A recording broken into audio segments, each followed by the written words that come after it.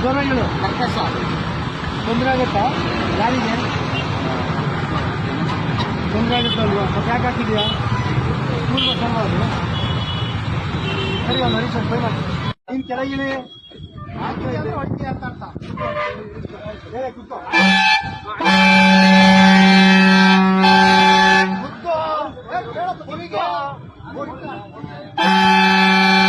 ಕುತ್ಕೋ ಸುಮ್ಮನೆ ಕೇಳ್ಬೇಕು.